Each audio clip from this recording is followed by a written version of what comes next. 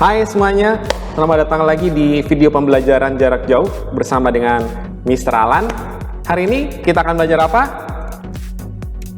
Hari ini kita akan belajar bagaimana menyimpulkan sebuah teks laporan.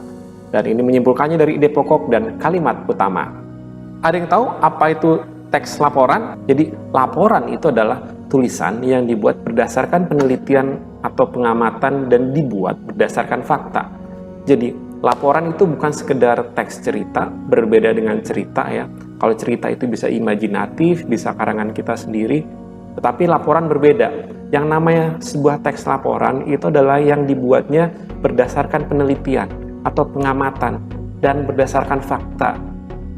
Nah, isi dari laporan itu apa? Dongeng atau apa? Isi laporan itu adalah informasi waktu, tempat, dan proses dari sebuah kejadian atau objek yang diamati.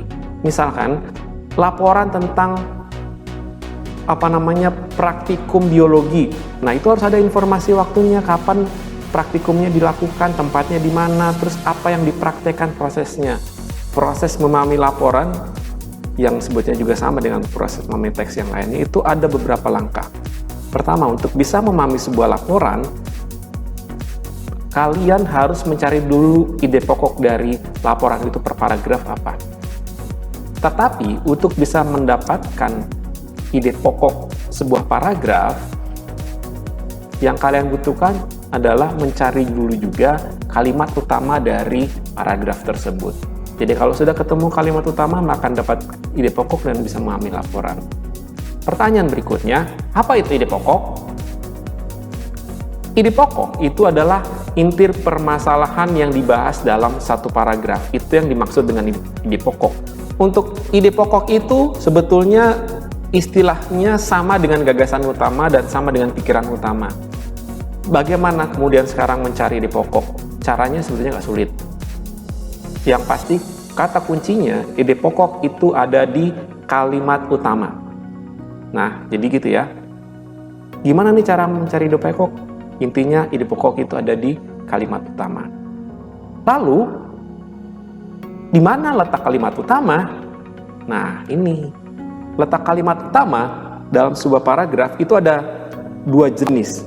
Ada sebuah paragraf yang letak kalimat utamanya di awal paragraf. Ada juga sebuah paragraf yang kalimat utamanya ada di akhir paragraf.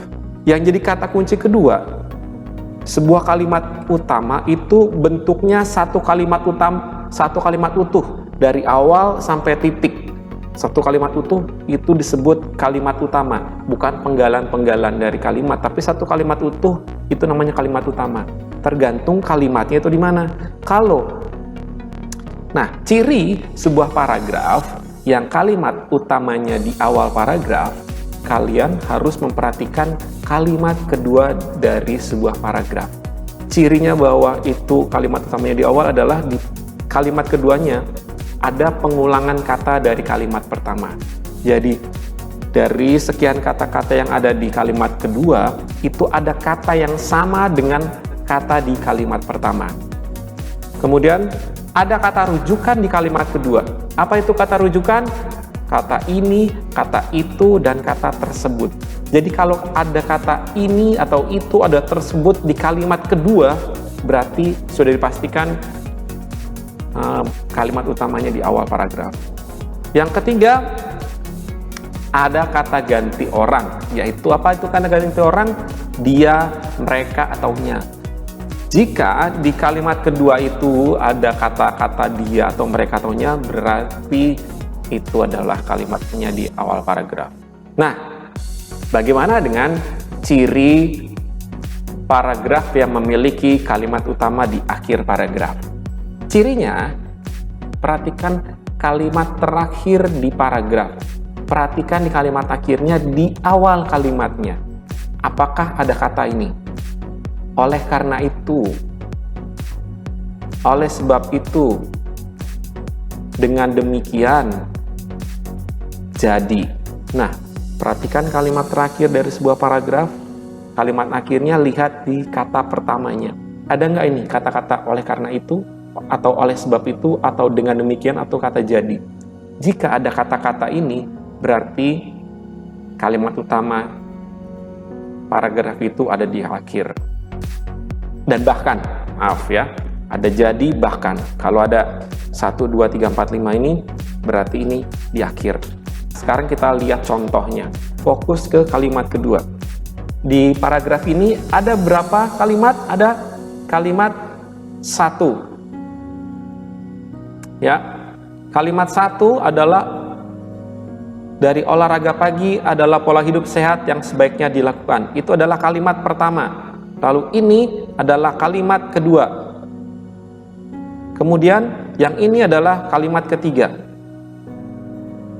Ada 3 kalimat dalam paragraf ini. Ingat, perhatikan kalimat kedua. Bentuk olahraga ada bermacam-macam. Itu adalah kalimat kedua. Fokus ke kalimat kedua, apakah ada kata yang sama dengan di kalimat pertama? Oh, ternyata ada. Kata apa? Ternyata kata olahraga di kalimat kedua ada di kalimat 1. Nah, ini yang dimaksud pengulangan kata. Kata olahraga di kalimat pertama diulang di kalimat kedua. Berarti di paragraf ini kalimat utamanya adalah yaitu kalimat pertama di awal paragraf. Jadi kalimat utama di paragraf ini adalah olahraga pagi adalah pola hidup sehat yang sebaiknya dilakukan. Sekarang coba contoh yang kedua. Kita lihat lagi contoh berikutnya. Dimas melihat pisang sangat banyak di bawah pohon. Kita cek ada berapa kalimat coba di paragraf ini. Ini adalah kalimat pertama. Dimas melihat pisang sangat banyak di bawah pohon. Kalimat kedua, dia pun makan dengan lahap pisang-pisang itu. Kalimat ketiga, kemudian datang Andre meminta pisang ke Dimas. Kalimat keempat, namun Dimas tidak memberikan. Kalimat kelima, Dimas makan semua pisang itu. Kalimat keenam, akhirnya Dimas pun sakit perut karena terlalu kenyang. Ya, ada 6 kalimat di paragraf ini. Perhatikan kalimat kedua. Di samping ini ada pengulangan kata, yaitu kata pisang. Tetapi juga ingat ciri yang kedua, di kalimat keduanya ada kata ganti orang. Kata ganti orang, dia, mereka, atau nya. Ternyata di sini, di kalimat kedua ada penggunaan kata ganti orang dia. Ya, yang ini mewakili Dimas. Jadi karena ada kata ganti orang atau kata dia di kalimat kedua, berarti kalimat utamanya ada di awal paragraf atau ada di kalimat pertama. Ini dia kalimat utamanya.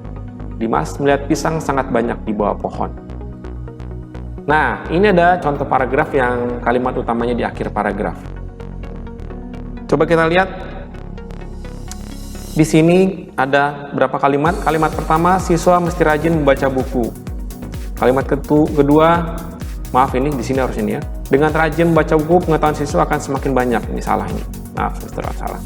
Semakin banyak informasi yang diserap siswa, maka dia akan lebih mudah dalam menerima pembelajaran.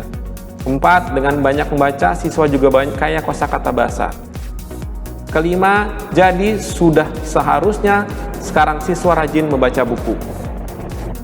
Ingat tadi, ciri sebuah paragraf kalimat utamanya di akhir, jika di kalimat terakhirnya diawali dengan kata-kata oleh karena itu, oleh sebab itu, bahkan, atau jadi. Nah, ini ada kata jadi nih di kalimat akhirnya. Maka otomatis paragraf ini memiliki kalimat utama di kalimat yang terakhir. Jadi kalimat utamanya, jadi sudah seharusnya sekarang siswa rajin membaca buku. Gampang kan? Terima kasih. Penjelasan lebih lanjut tentang ide pokok akan kita pelajari di video berikut. Oke, gitu aja. Thank you guys. Sampai ketemu lagi di video pembelajaran berikutnya bersama dengan Mr. Alan. Dah.